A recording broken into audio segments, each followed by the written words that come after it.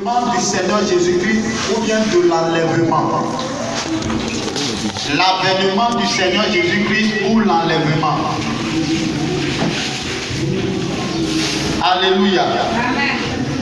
L'avènement du Seigneur Jésus-Christ ou l'enlèvement.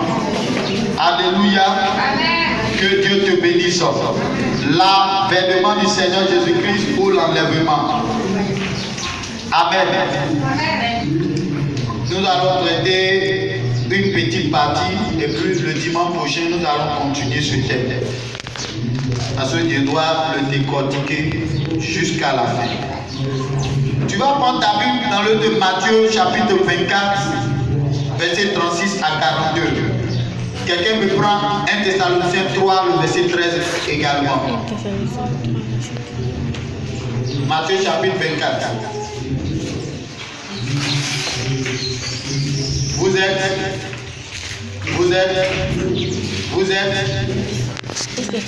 Je lis la parole.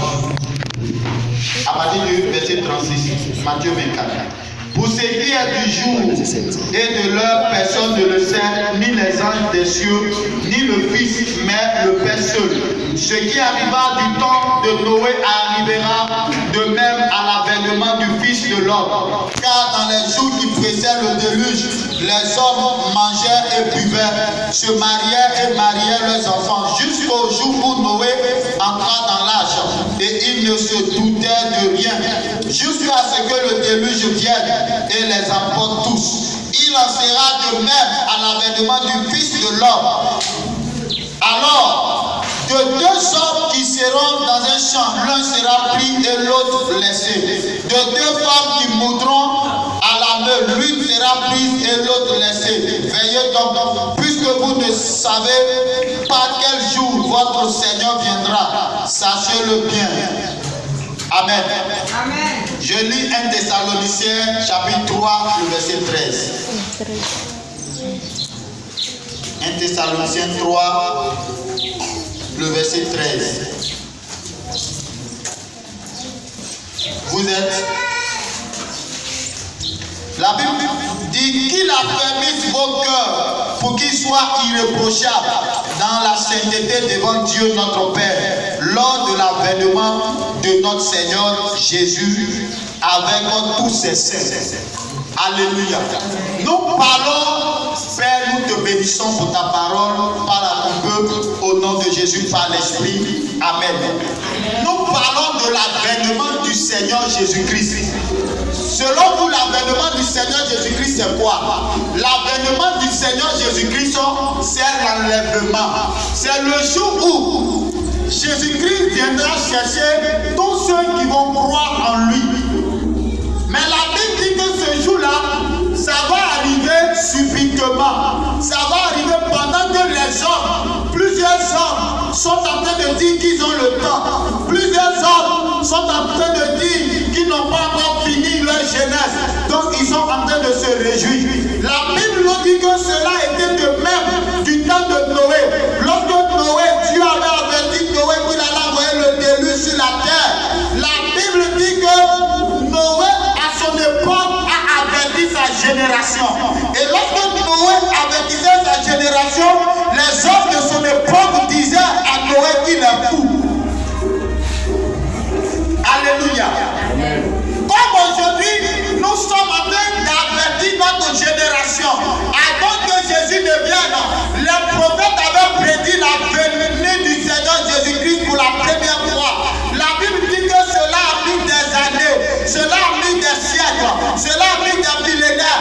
Mais ce que Dieu avait déclaré, cela s'est accompli. Jésus est venu pour la première fois. Et Jésus, avant de s'en aller, la Bible dit qu'il s'entretenait avec ses disciples. Et lorsqu'il s'entretenait avec ses disciples, il donnait la dernière recommandation.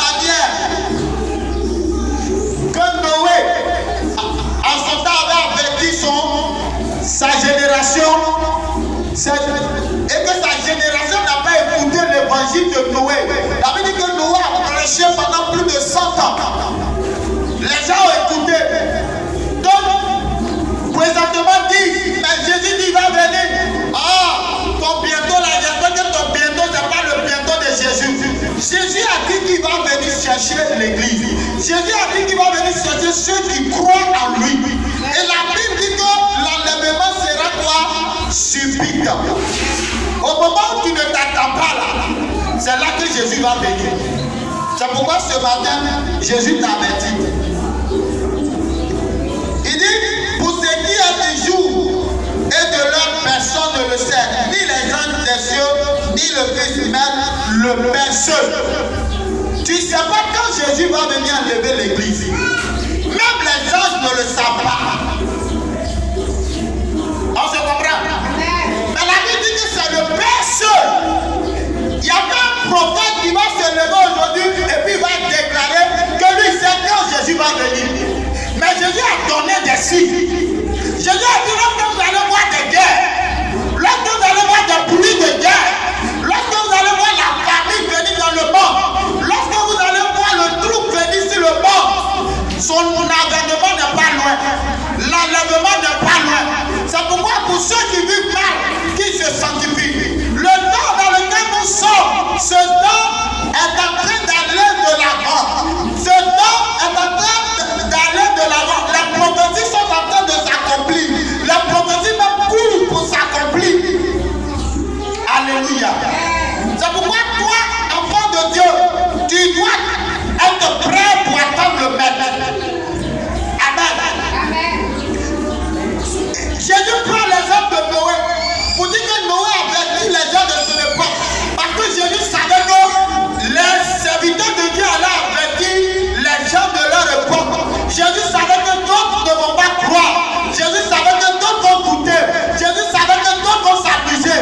Jésus savait que d'autres vont aimer le péché plus que Dieu. Jésus savait que d'autres seront négligents. Mais Jésus a averti.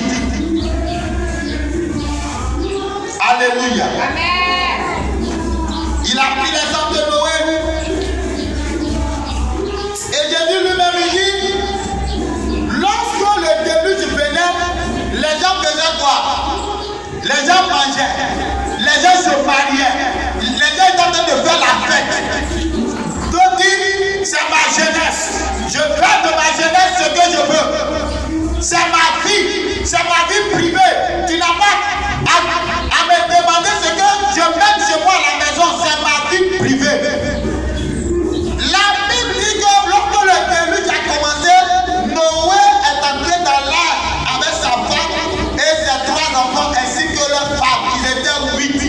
Imagine, dans le monde entier, 8 personnes sont sauvées. Le monde entier qui compte des milliards de personnes, 8 personnes sont sauvées. À cause de quoi? De l'incrédulité. À cause de quoi? De la dureté de leur cœur. Alléluia. Ils aimaient le plaisir que Dieu. Ils aimaient le péché que Dieu. Et Dieu également, lorsqu'il fut venu le déluge, la Bible dit que lorsque Noé est rentré avec sa famille, c'est Dieu lui-même qui a fermé la porte de l'arche.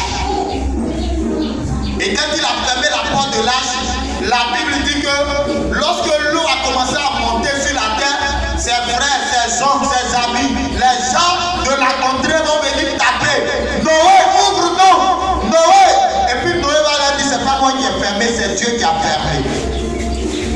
Alléluia. Amen. Gloire à Jésus. Amen. Et voici ce qu'il dit. Il en sera de même à l'avènement du Fils de l'homme. Donc lorsque l'avènement du Fils de l'homme va arriver, ça sera de même. Il y aura des personnes qui ne vont pas être enlevées par Dieu. Ce matin, tu m'entends, tu vis mal, tu ne veux pas ranger ta vie. Je t'informe, je t'avertis. Dieu est en train de t'informer. Dieu est en train de t'avertir. Il faut ranger ta vie. Ce que je ne comprends pas et ce que je ne sais pas, ce que je n'arrive pas à comprendre, c'est que le message que j'ai commencé à prêcher pendant ces temps-ci, pendant ce mois, dans les projections, que ce soit à la formation les samedis. Quand on dit formation, personne ne vient. Restez chez vous. Personne ne vient. Les gens sont trop occupés. Occupez-vous. Lorsque je vais sur les chaînes, c'est le même message qui est prêché présentement dans tout le monde entier. C'est le même message. Lorsque j'ai fini l'enseignement ici,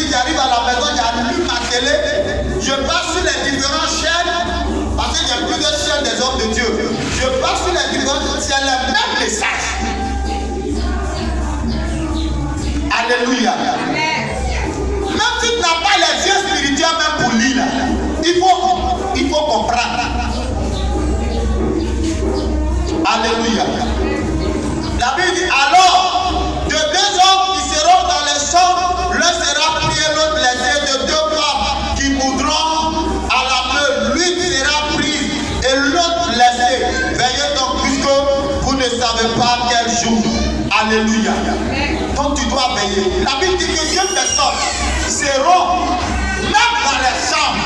Monsieur, madame, si monsieur et madame ne vivent pas bien, les deux vont rester. Si l'une vit bien ou bien l'autre vit bien, l'autre sera pris et puis l'autre laissé. Alléluia. Maintenant, si jamais le Seigneur vient te trouver dans ton concubinage, tu restes. Si jamais le Seigneur vient te trouver dans le péché, tu restes. Si jamais le Seigneur vient te trouver dans le mensonge, tu restes. Si le Seigneur vient te trouver dans le vol, tu restes. Il vient te trouver dans l'impudicité, tu restes. Le Seigneur vient te trouver dans la tricherie, tu restes. Il vient te trouver dans le vol, tu restes. Il vient te trouver dans le refroidissement, tu restes. Je ne peux pas tout citer, mais je donne des exemples dans lesquels Dieu peut trouver quelqu'un. Si Dieu vient te trouver dans la rébellion, tu restes. Si Dieu vient te trouver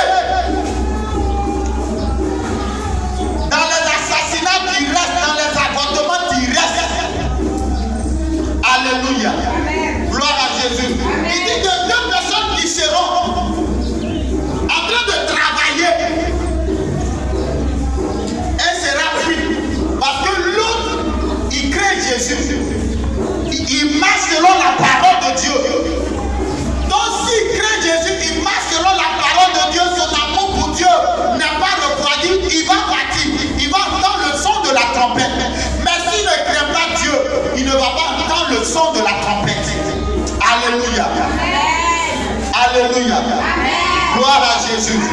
Que Dieu te bénisse. Et le Seigneur t'avait dit, il te dit maintenant dans 1 Thessaloniciens chapitre 3, le verset 13, voici ce qu'il te dit. Il te dit maintenant qu'il affermisse vos cœurs pour qu'il soit irréprochable dans la sainteté devant Dieu notre Père lors de l'avènement de notre Seigneur Jésus-Christ avec tous ses saints. Donc que le Seigneur affermisse ton cœur dans la sainteté. Si ton cœur n'est pas dans la sainteté, laisse-moi te dire que le jour de l'enlèvement, tu vas rester. Si tu ne vis pas dans la sainteté, il y a des personnes, c'est papa, ou bien c'est maman, c'est grand frère, c'est ta soeur qui va t'empêcher de t'engager avec Dieu. C'est que tu n'as encore rien compris.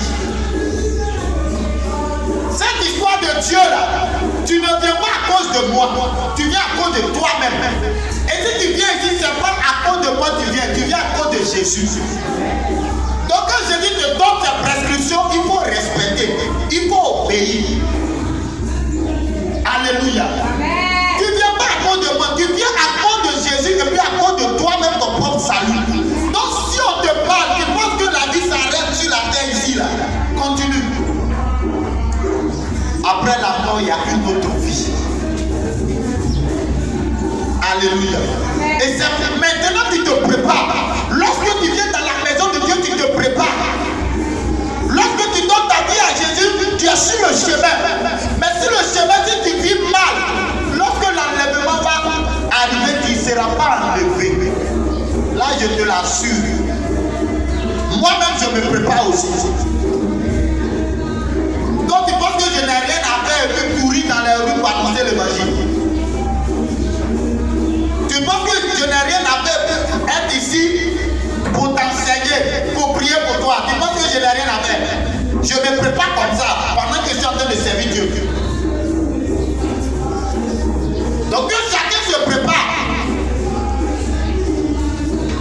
Alléluia. Donc on te dit de jeûner, c'est pour que tu es en train de te préparer. Parce que la nourriture, là, trop manger là, ça peut t'empêcher de bien servir Dieu. Quand tu manges trop, c'est ta chair qui demande les choses. Tu nourris bien la chair, mais tu oublies de nourrir ton âme. Tu oublies de nourrir ton esprit. continues comme ça, quand l'enlèvement va arriver, la trompette va sonner, tu ne vas pas entendre la voix du Seigneur. Parce que c'est ceux qui vivront bien qui entendront la voix du Seigneur. Si tu vis dans le péché, tu n'as pas laissé Dieu affermir ton cœur dans la sainteté, dans la crainte de Dieu, et que tu continues de vivre dans le péché, tu vas rester. La Bible dit, personne ne connaît le jour, ni l'heure. Mais ce jour-là, nous sommes dans les temps de la fin. Corona qui est arrivé là, vous pensez que c'est cadeau, c'est un test. Le diable est en train de se préparer parce qu'après l'enlèvement là, il aura des choses terribles qui vont arriver sur la terre. Amen. Amen. Le jour de l'enlèvement, il aura des dégâts dans le monde entier. Il aura la mort dans le monde entier. Imagine que c'est un pilote c'est un chrétien qui est pilote, qui sont des pilotes. Et puis ils craignent Dieu. Dieu va l'enlever, l'avion va s'écraser. Tous ceux qui sont dedans vont mourir. Mais eux, ils vont en enfer. On peut être en train de faire le culte comme ça et puis l'enlèvement a lieu. Amen. Amen. Tu vois maintenant, ces maisons tu veux non. On te donner nos maisons cadeaux pour prendre. C'est l'argent tu veux non. On te donner tout notre argent pour prendre.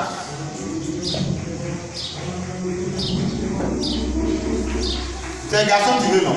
On te donner. Les garçons là seront beaucoup, mais il y a beaucoup qui seront des agents du diable. Là, tu seras plus satisfait. Ces femmes, tu veux non? On te donner beaucoup. Le diable va te donner beaucoup de femmes qui vont sortir même de la Bible. Et ils vont venir là. Tu seras plus satisfait. Il y a lieu de te préparer. Il y a lieu de marcher dans la crainte de Dieu. Moi, je me suis converti. Même mon papa ne peut pas m'empêcher de m'engager avec Jésus. Ma maman ne peut pas. Même ma femme ne peut pas. Mon enfant ne peut pas. Mon frère ne peut pas. Qu'est-ce qu'ils n'ont pas fait? Qu'est-ce qu'ils n'ont pas fait pour m'empêcher de servir le Seigneur? Pour m'empêcher de m'engager? Moi, mon salut est dedans. Toi, à vous de voir ton argent, mais prends ton argent. Mon salut là, c'est plus important que l'argent. Donc ton salut là, c'est plus important que l'argent. Mon salut là, c'est plus important que mariage. Mon salut là, c'est plus important que construire maison. Parce que la preuve en est que maison, je vais construire, je vais laisser ça ici pour partir. Je n'ai pas dit que c'est pas bon ces choses, c'est bon. Mais mon salut là, je préfère d'abord mon salut, protéger mon salut d'abord, avant de chercher toutes choses. Alléluia. Amen. Je vais m'arrêter là. Nous allons poursuivre avec la projection. Alléluia.